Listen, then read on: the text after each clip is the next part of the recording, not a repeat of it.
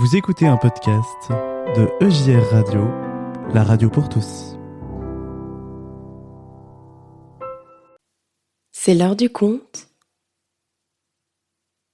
Le panier de Noël de tante Cyrilla.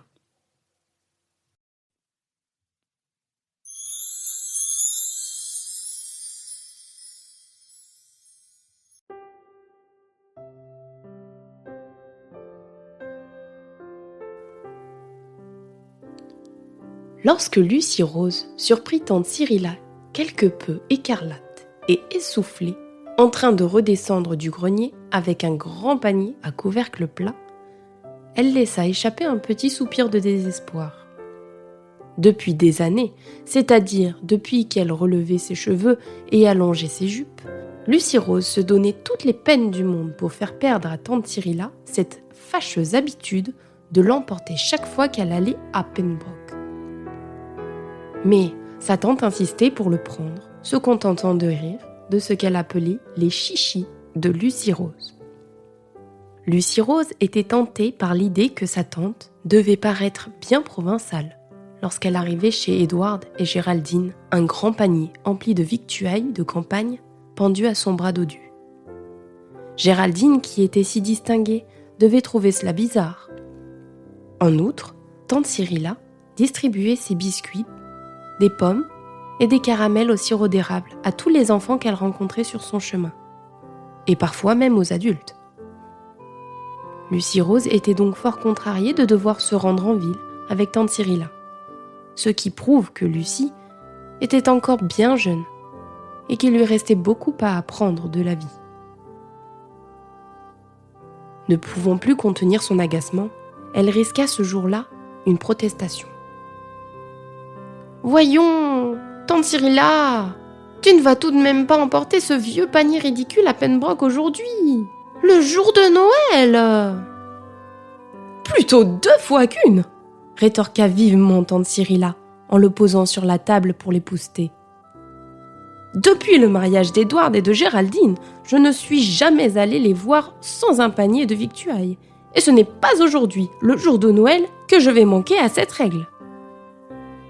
Moins que jamais, les produits du terroir font la joie d'Édouard. Il prétend que la cuisine de la ville n'est que du vent. Et il dit vrai. Mais ça fait tellement province, gémit Lucie Rose. Je suis une provinciale, déclara tante Cyrilla. Et toi aussi. Pourquoi en avoir honte ? Je te trouve bien vaniteuse, Lucie Rose. Cela finira par te passer, mais tu te compliques la vie pour rien. C'est ce panier qui nous complique la vie, protesta Lucie Rose.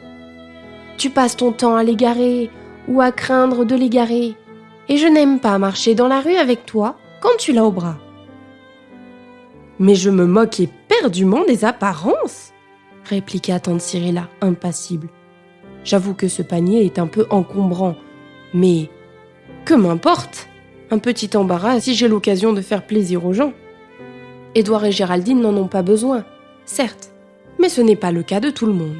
Et si tu es gêné d'accompagner une vieille provençale, portant un panier à l'ancienne mode, rien ne t'empêche de marcher derrière moi. Tante Cyrilla hocha la tête, en souriant de bon cœur, et, bien qu'elle ne pensât pas moins, Lucie Rose dut sourire à son tour. Maintenant, voyons ce que je vais emporter, murmura tante Cyrilla, pensive, en tapotant la table de cuisine du bout de son index potelé. Sûrement ce cake aux fruits. Édouard en raffole. Et cette langue de bœuf bouillie. Et puis ces 3 pâtés de viande. Ils seront gâtés à notre retour. À moins que ton oncle, dont c'est le péché mignon, ne s'en donne une indigestion. Ce petit bocal de crème fera les délices de Géraldine. Elle a beau connaître les bonnes manières, je t'assure, Lucie Rose, qu'une bonne crème fraîche à la campagne, ce n'est pas pour lui déplaire. Oh, et une bouteille de mon vinaigre de framboise. Ce plat de biscuits à la confiture et de beignets fera plaisir aux enfants et remplira les estomacs. Peux-tu aller chercher la boîte de caramel dans le garde-manger ? Ainsi que le sac de sucre d'orge à rayures multicolores que ton oncle a acheté hier soir à la boutique du coin ? Oh, j'allais oublier les pommes. 3 ou 4 douzaines de ces bonnes pommes de dessert. Et un petit pot de ma confiture de Reine Claude. Édouard va l'adorer. Pour nous, quelques sandwichs et un 4 quarts en guise de casse-croûte. Assez de victuailles maintenant. Les cadeaux iront sur le dessus. Une poupée pour Daisy, pour Ray, le bateau fabriqué par ton oncle, une pochette en dentelle pour chacune des jumelles et cette petite capuche au crochet pour le bébé. Est-ce bien tout ? Il y a un poulet rôti dans le garde-manger et le cochon tué par l'oncle Léo. Il est suspendu sous le porche, ricana Lucie. Tu ne veux pas les emporter ? Tante Cyrilla sourit de toutes ses dents. À mon avis, on peut se passer du cochon. Mais je pourrais bien trouver une place pour le poulet froid, puisque tu m'y fais penser. Malgré ses préjugés, Lucie Rose aida sa tante à préparer le panier. Ayant été à bonne école, elle le fit très bien et avec beaucoup d'ingéniosité. Mais après que tante Cyrilla eut couronné le tout d'un bouquet d'immortelles roses et blanches et refermé d'une main ferme le panier plein à craquer, Lucie Rose marmonna furieuse. « Un de ces jours, si j'en ai le courage, je finirai par le brûler, ce fichu panier. Au moins, elle ne pourra plus le trimballer partout où nous allons, et comme une vieille paysanne. » Oncle Léopold arriva à cet instant, en hochant la tête d'un air incrédule. Il n'allait pas rendre visite à Édouard et Géraldine, et la perspective de dîner tout seul le soir de Noël ne devait guère l'enchanter. « Vous avez peu de chance d'arriver demain à Pembroke, déclara-t-il. La tempête menace. » Tante Cyrilla dormit du sommeil du juste. À quoi bon se faire du souci quand on n'y peut rien ? Lucie Rose se leva 3 fois pendant la nuit pour voir où en était la tempête et fit le reste du temps d'horribles cauchemars. Agrippée au panier de tante Cyrilla, elle se débattait contre les rafales de neige aveuglantes. Le lendemain matin, de bonne heure, il ne neigeait pas. Oncle Léopold déposa tante Cyrilla et Lucie Rose et le panier à la gare à 4 milles de la maison. D'épais flocons de neige voletaient dans l'air. Le chef de gare leur vendit les billets en bougonnant. Le visage maussade. « Si ça continue, les trains pourraient bien se mettre au repos eux aussi pour Noël.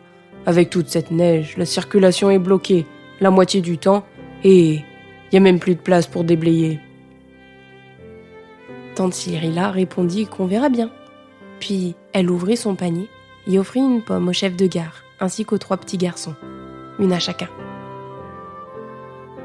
« Ça commence !» grommela Lucie Rose à voix basse. Quand le train arriva en gare, tante Cyrilla alla s'installer confortablement, son panier posé à côté d'elle, et elle passa en revue ses compagnons de voyage avec une mine réjouie. Ils étaient peu nombreux. Une frêle jeune femme à l'autre bout du wagon avec un bébé et 4 autres enfants. Une jeune fille au visage pâle, face à elle, un militaire à la peau tannée, en uniforme kaki, 3 sièges plus loin. Puis, une vieille dame très imposante, au manteau de phoque. Et en face d'elle, un mince jeune homme à lunettes. Un pasteur, se dit tante Cyrilla, après avoir bien réfléchi. Il se donne tant de mal pour son prochain qu'il n'a plus le temps de penser à lui. Cette femme en manteau de phoque semble mécontente. Sans doute parce qu'elle s'est levée aux aurores pour arriver à l'heure à la gare. Et ce jeune soldat n'a pas dû sortir de l'hôpital depuis bien longtemps. Quant à ces gosses, ils n'ont pas l'air d'avoir pris un seul repas digne de ce nom depuis leur naissance.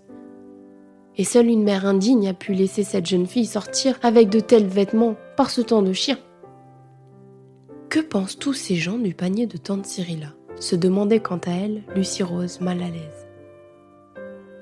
Ils devaient arriver à Pembroke le soir, mais même la tempête faisait rage.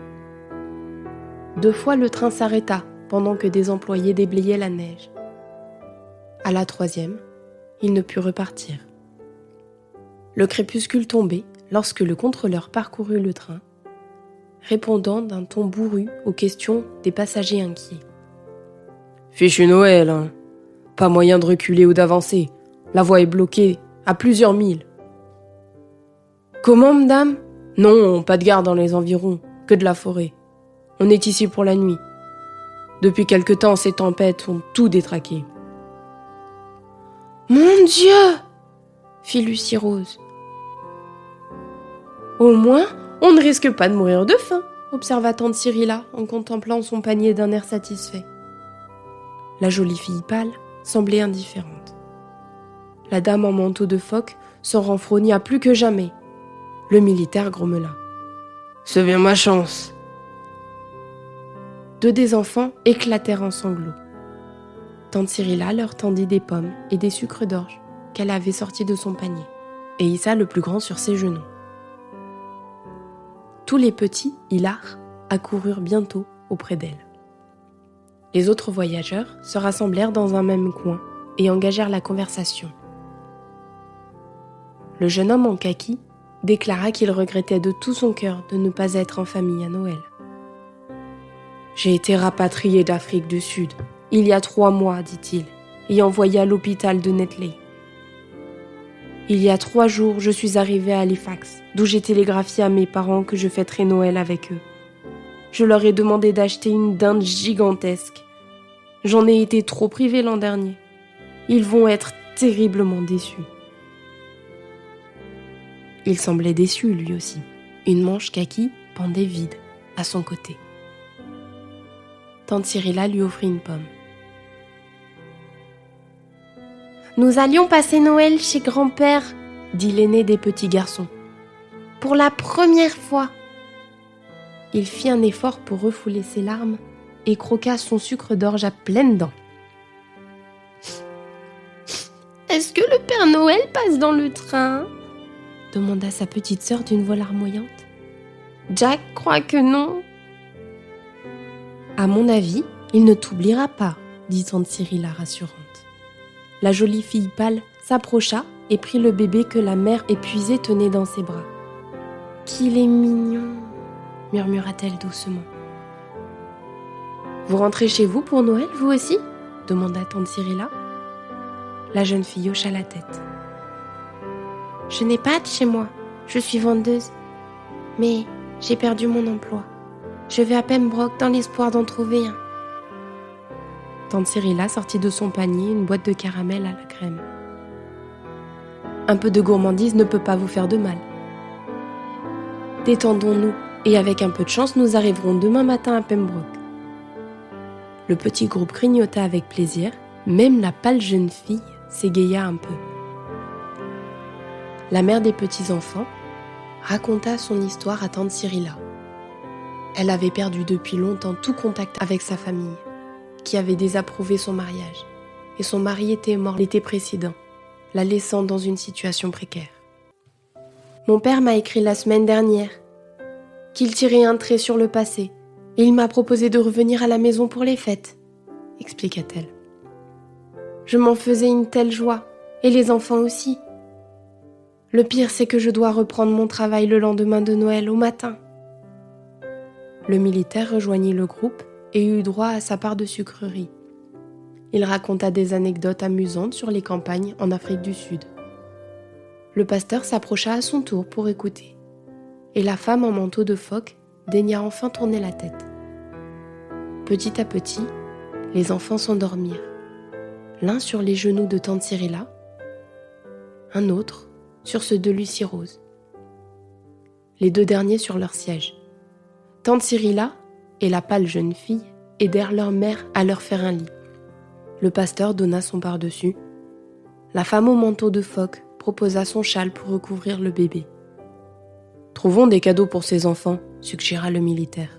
« Nous allons accrocher leurs chaussettes au mur et les remplir de notre mieux. Je n'ai que de la monnaie et mon couteau de poche. Je donnerai une pièce de 25 cents aux plus petits, un couteau à leur grand frère. » Tante Cyrilla jeta un coup d'œil à la jeune mère qui s'était endormie, la tête appuyée au dossier de son siège. « J'ai là-bas dans mon panier des cadeaux que je destinais aux enfants de ma nièce, déclara-t-elle avec assurance. Je vais les distribuer à ces bambins. Quant à l'argent, leur mère en aurait bien besoin. Elle m'a raconté sa triste histoire. Faisons une petite collecte pour elle. Son idée reçut l'approbation générale. Le militaire fit passer son képi et tout le monde versa son aube. La dame au manteau de phoque déposa un billet de banque tout chiffonné. Quand tante Cyrilla le défroissa, elle vit qu'il s'agissait de 20 $. Pendant ce temps, Lucie Rose avait apporté le panier. C'était bien la première fois de sa vie qu'elle y touchait spontanément. Elle sourit à sa tante en le traînant entre les sièges et sa tante lui rendit son sourire. Le bateau de Ré fut pour Jackie, la poupée de Daisy pour sa grande sœur, les pochettes en dentelle des jumelles pour les 2 plus petites et la capuche pour le bébé. On bourra ensuite les chaussettes à ras-bord avec des beignets et des biscuits à la confiture. Enfin, on épingla une enveloppe remplie d'argent à la veste de la jeune mère. « Ce bébé est un amour », dit la dame au manteau de phoque d'un air songeur. « Il me rappelle mon petit garçon que j'ai perdu à Noël, il y a maintenant 18 ans. » Tante Cyrilla posa la main sur le gant de chevreau de la dame. « J'ai perdu le mien la même année, dit-elle. » Les 2 femmes se sourirent avec émotion. Puis tout le monde oublia un moment ses soucis grâce au casse-croûte de tante Cyrilla, des sandwichs et des 4 quarts. Le jeune militaire n'avait rien mangé de si bon depuis qu'il était parti de chez lui. « On ne nous donnait pas de 4 quarts en Afrique du Sud, affirma-t-il. Au matin, la tempête faisait toujours rage. Les enfants, fous de joie, découvraient leurs cadeaux et la jeune mère son enveloppe. Elle fondit en larmes. Quand elle voulut balbutier des remerciements, personne ne savait que dire. Mais le contrôleur fit alors irruption en annonçant qu'il faudrait se résigner à passer Noël dans le train. « Cela va poser un problème, dit le militaire, car nous manquons de vivres. Je ne m'inquiète pas pour moi. J'ai l'habitude de demi-ration, ou même pas de ration du tout. Mais ces petits ont un appétit vorace. » Tante Cyrilla sauta sur l'occasion. « J'ai des rations de secours, annonça-t-elle. Il y en a plus qu'il n'en faut pour tout le monde. Nous aurons même notre repas de Noël. Froid, cela va sans dire. D'abord, le petit déjeuner.